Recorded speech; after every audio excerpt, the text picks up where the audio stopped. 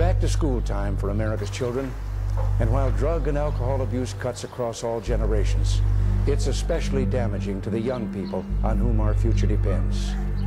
Drugs are menacing our society. They're threatening our values and undercutting our institutions. They're killing our children.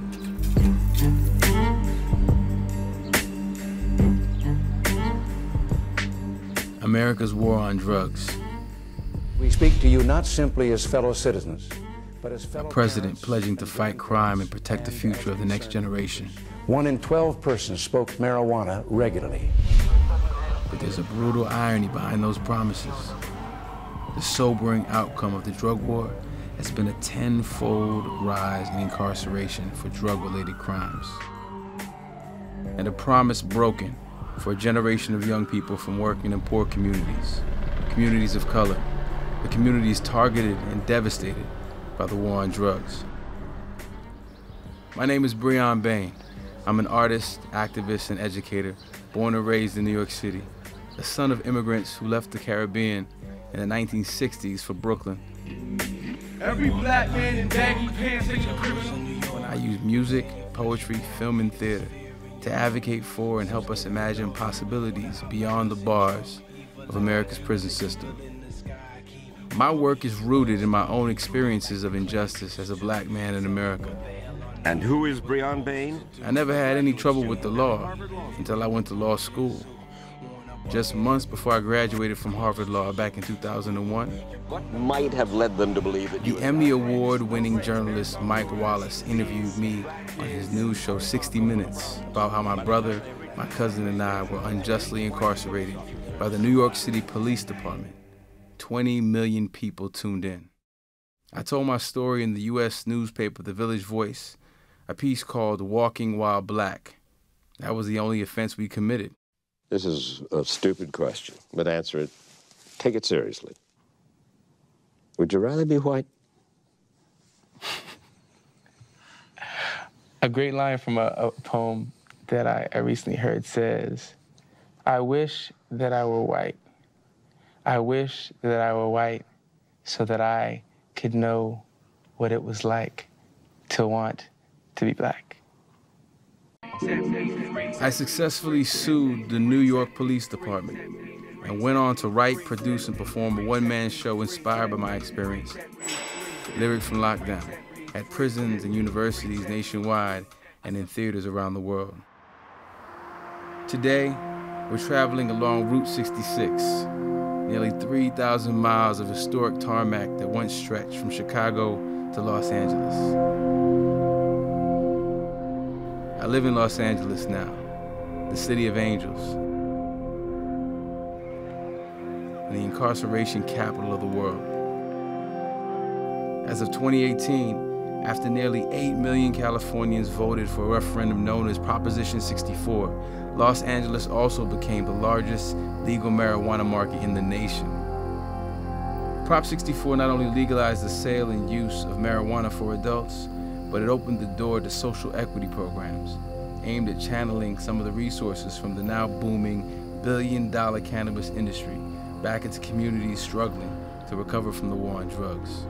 So here we are in 2018, and in January 1, legalization of marijuana has taken place in California. And there's a tax on there that will benefit the community. But I think back to all the people that languished in prisons and were criminalized for this marijuana that's legal now. African American communities have suffered the most from marijuana prosecutions. In Los Angeles alone, African Americans comprise less than 10% of the population, and yet have comprised 40% of marijuana arrests between 2000 and 2017, according to one analysis based on Los Angeles Police Department data. South Central LA is ground zero for marijuana arrests. How are you? Hey, Breon. Susan Burton's organization, A New Way of Life, helps formerly incarcerated women transition back into their communities after leaving prison. It's also one of the organizations fighting for social equity for under-resourced communities in South Central LA. Like so many here, Ms. Burton has a powerful story shaped by addiction and incarceration. My son KK, he was 5 years old. He was accidentally killed by an LAPD detective, and at that point I kind of fell off. I could no longer, my body couldn't hold any more pain, disappointment, and especially the grief of losing a son. So I began to drink, and that escalated to illegal drug use. It was during the time that our communities were saturated with cocaine that escalated to crack, and I succumbed to use it and was imprisoned for that. At the time, Susan was living in East Los Angeles, one of the communities hit by the crack cocaine epidemic that began consuming countless Black and brown lives in the 1980s. Instead of treating addiction to crack as a public health issue, harsh prison sentences were meted out under racially disproportionate sentencing guidelines, commonly known as the 100-to-1 disparity. Why the name? Because while crack and powder cocaine are chemically identical, possession of 5 grams of crack cocaine carried the same prison term as possession of 500 grams of powder cocaine. 5 years. The imbalance exposed a racial fault line in the war on drugs. Most crack users were Black. Most powder cocaine users were white. For 20 years, I traveled in and out of incarceration because of a drug addiction, really because of the medicating of the pain and the loss, the grief, and the disappointment of life. Susan was able to rebuild her life after she got the help she needed at a drug treatment facility in Santa Monica, an affluent area in Los Angeles. And I began to think that if women had a safe place to go, if they had a place that they would find safety and a welcoming community, like I experienced in Santa Monica, then just perhaps they wouldn't go back to prison. And you know, I saved my few little dollars from a minimum wage job and got a house, and I would begin to greet women at the bus station as they got off the bus, and welcome them back to the community and offer them a bed at my home, which I called a new way of life. Ms. Burton is now recognized as one of the most important civil rights advocates of our time. Today, she spends much of her time pushing for progressive community initiatives and replicating a new way of life reentry program by spreading her message and sharing her story. So you say in your book, specifically in the letter that you write to incarcerated men and women, you say that there are no throwaway people, and you say your life matters. And I know that's a big part of the message you've shared all around the country and internationally. I hear you've been invited to speak from Princeton to Portugal. Yes. How do you feel when you come across women like Ingrid, other women, and see that because of the work you've been doing, that their lives have been so transformed? How does that feel? So I first met Ingrid Archie in 2007, and she was a bright-eyed, bubbly, young woman, and she had a little girl tagging along behind her or holding her hand. You know, it feels so powerful to be in a person in the midst of being a change agent, leading women to their purpose and leading women to their power and ultimately their freedom.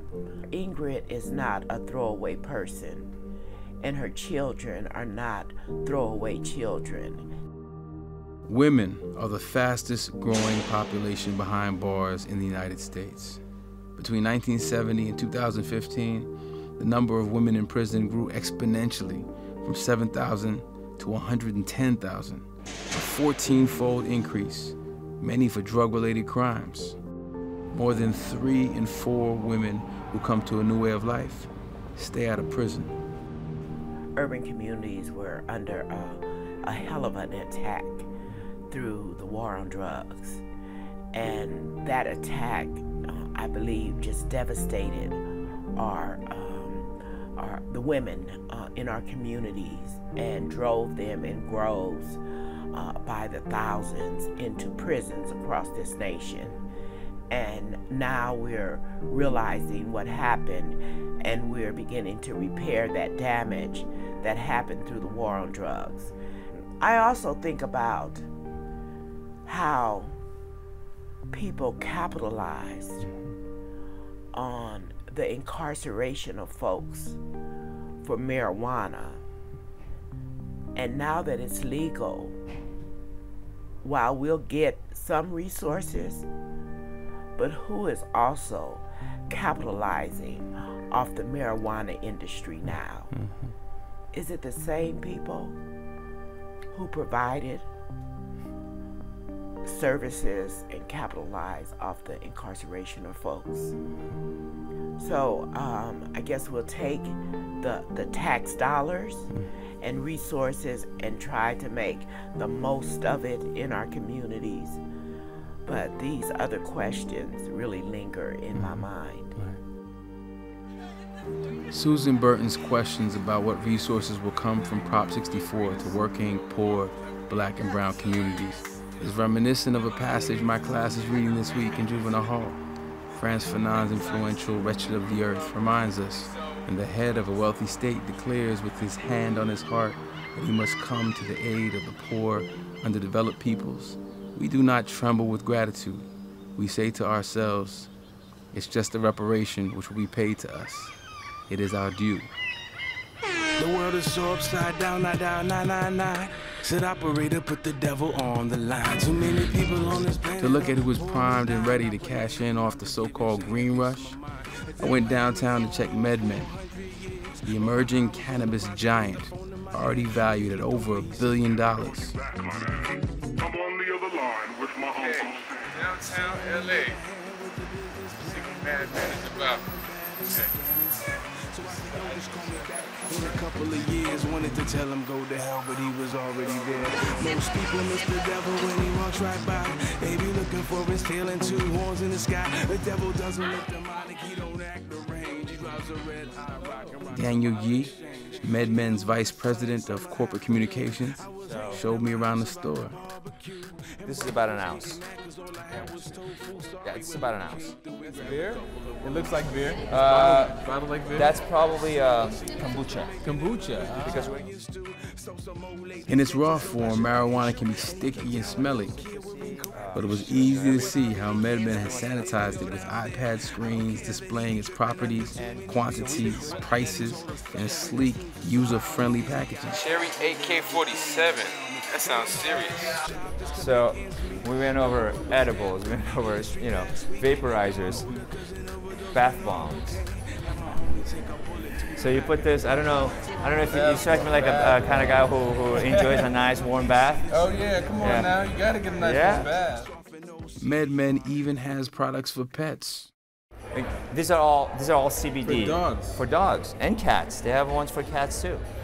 So I think one of the things that are happening in the U.S. as marijuana becomes more and more mainstream, 5-10 years ago, you would not dream of coming into the cannabis space. Now there are MBAs from Harvard. There are people who are coming out of culinary school. There are people, designers, accessory designers, technology designers, IT experts, right? They're coming and say, oh wait, this is a growth industry. And this has got to be one of the most innovative spaces. It was astounding to see how fast the industry was growing and how quickly corporate America was cashing in. How do we make sense of the folks who have been caught up in the drug war over the last several decades? The Black and brown communities that have been targeted, incarcerated. Like, how do we make sense of the fact that now we have the opportunity for folks to profit from it when we have folks who've been languishing in prisons, as a punitive measure that the government is taking? How do you make sense of that? It doesn't make sense, right? It doesn't make sense that we have sent generations of young men, for the most part young men of color, right, to just ludicrous prison sentences. The war on drugs, specifically when it comes to marijuana, it doesn't make any sense. Right. And I think people are realizing that. So I got to push you a little further, though. Sure. What about the interest in hiring some of the folks who have had drug-related convictions? Are they opposed to hiring folks who have those kinds of records? So I'll say that obviously we welcome those conversations. Here at MedMen, when we do our hiring practices, we hire from local communities. We hire a diverse workforce. Do we give preferential treatment to somebody who has a drug conviction? Not necessarily, but we're in the marijuana business, so if you come to us and even if you haven't had it expunged, of course, it would be ludicrous for us to say, oh wait, you have a marijuana conviction, we can hire you.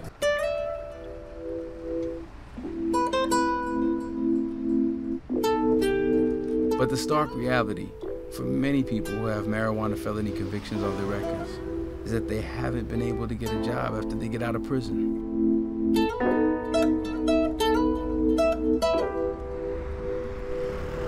Imagine if I told you there are 48 things you cannot do. Californians for Safety and Justice tell us that there are 48,000 things you cannot do when you are convicted of a felony in the state of California. Drug Policy Alliance has led the way in bringing Proposition 64 into existence. So in 2018, folks who have marijuana-related convictions can have the opportunity to change those convictions and have their records expunged.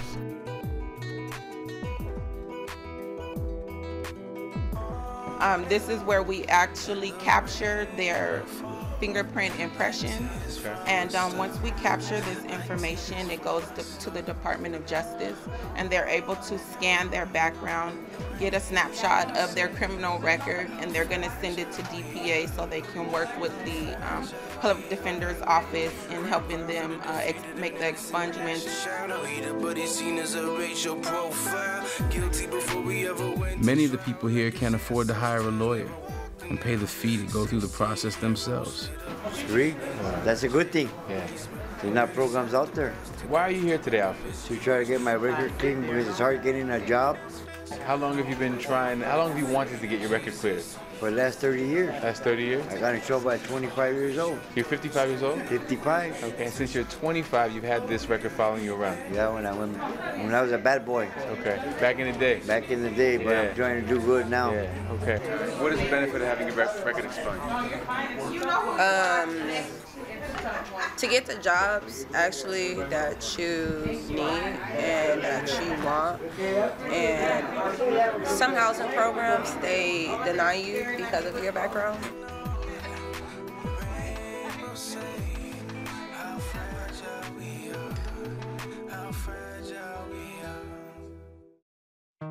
Marijuana is now legal for adult use in 9 states and Washington, D.C. In 19 states, it is legal solely for medical use. 13 other states have decriminalized it, which means possession of small amounts no longer carries criminal penalties like prison time. Despite the fact that most of the United States no longer locks people up for possessing marijuana, the Trump administration is pushing a zero-tolerance approach at the federal level. I have empowered our prosecutors to charge and pursue the most serious offense. It means that we're going to meet our responsibility to enforce the law with judgment and fairness. It is simply the right and moral thing to do.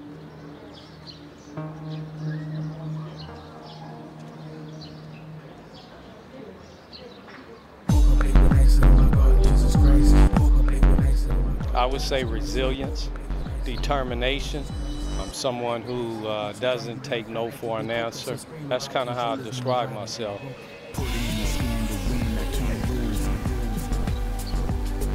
Anybody who has gone through the things that I've gone through, and I'm still here and I'm still doing what I love doing. Virgil Grant is a cannabis entrepreneur and one of the pioneers of the grassroots movement for social equity in the cannabis industry. His cannabis collective, California Minority Alliance, informs and empowers people of color who want to open marijuana dispensaries with a particular focus on helping those who have served time in prison on marijuana convictions. Virgil travels throughout the country to advocate and lobby for social equity programs. Co-sponsor the cannabis bill. Oh my God, you're bringing social equity to the entire country. Yes, that's the goal. We hit the streets of Compton to get his perspective on how the drug war has impacted his hometown.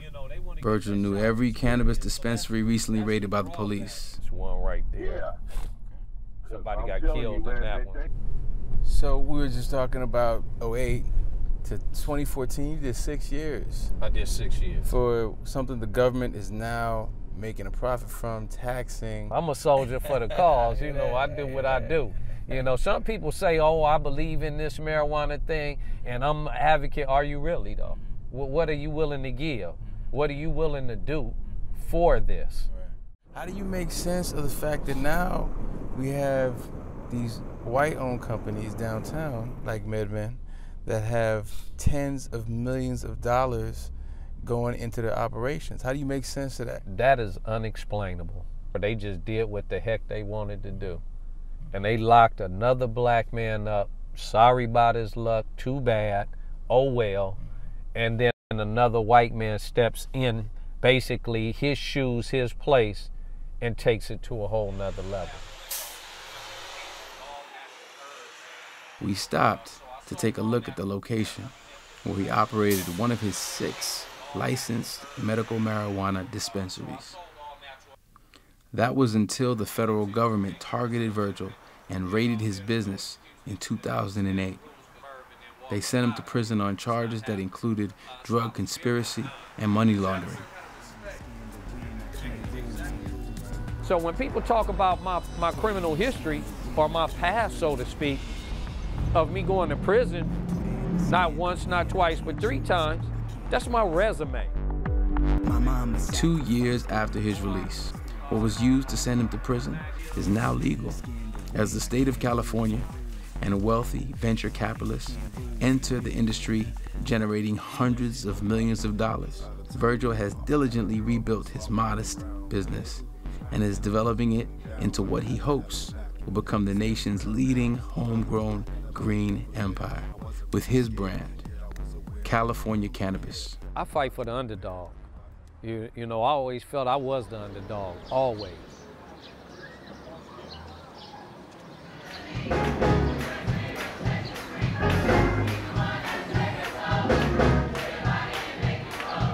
Greater Zion Church family used to be known as Little Zion Missionary Baptist Church, and it was started in 1954 by my father. It is actually the first African-American church in Compton before what they call the White Flight.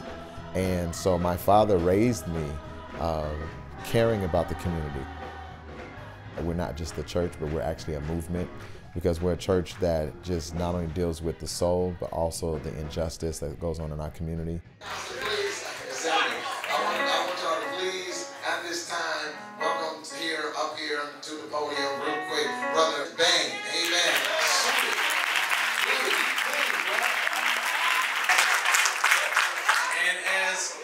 Child who's grown up in the church, halfway across the country. I'm from Brooklyn, New York originally.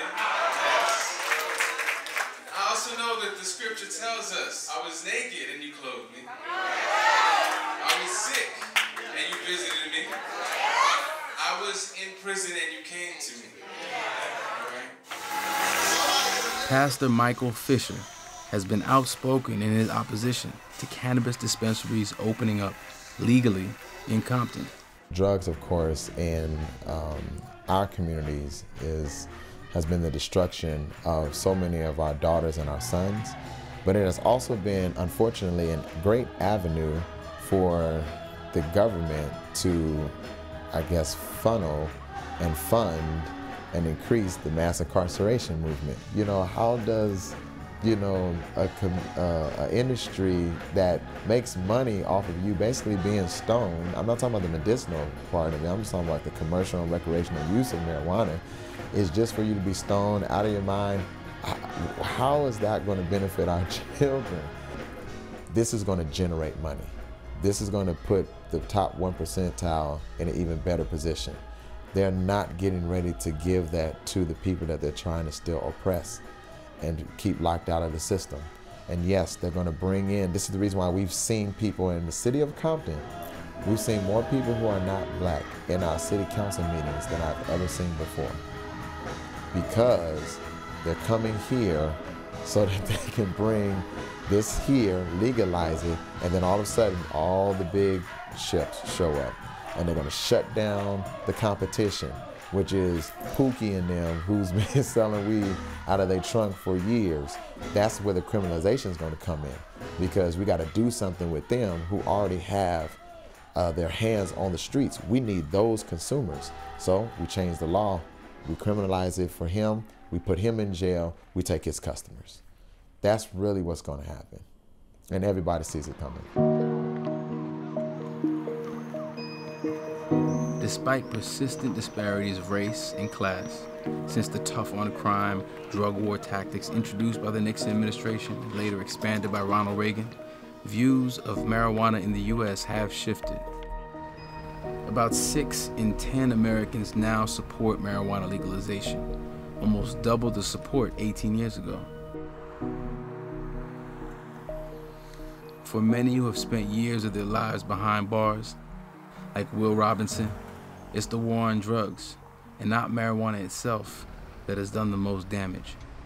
For the last 6 months, I've been reestablishing myself back into my community, my family, and just life, life after serving nearly 13 years in federal prison. I owned a mail and parcel shipping business.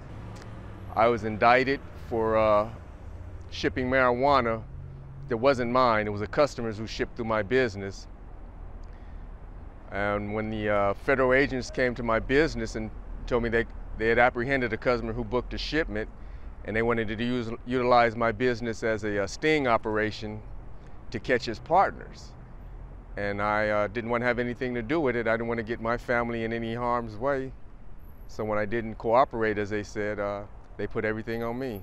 I was 39 years old with 0 criminal history. I couldn't tell you anything about selling drugs other than what I've seen in movies. Along the way, my marriage didn't survive. We lost our home. My kids were displaced, living with different family members. I lost my mother. I'm sorry. Haven't revisited that in a while, I'm sorry. During my 13 years of prison, I've seen so many young Black and Latino kids come in, getting sentenced to 10, 12, 15 years, and most of them, the amount of drugs that they were selling wasn't even enough to pay a rent on a 1-bedroom apartment, I know drugs are bad, but the sentence, the tearing up of families, just, it's senseless to me, It's barbaric, actually. It's barbaric. And it's still happening every day. I was reincarnated to be incarcerated in this cage called flesh. Los Angeles, the city of angels, was dubbed by historian Kelly Lytle Hernandez the city of inmates because it holds the world record for keeping the most human beings in iron cages. But LA is just one of the intersections where drug legalization meets incarceration in America. Who has suffered? Who will benefit? How do we heal from all this trauma? These are questions for which we must all demand answers. No easy challenge. This is a chance for us to rethink the very idea of punishment, the role of rehabilitation, and imagine what America would look like if it achieved its promise of justice for all. On his back with a stone in my sack, we back like that's three blacks, cause the Trinity is back, not just God the Father, God the Son, like Holy Mother, let's go somewhere shooting smack, or belly dancing, but naked on rice.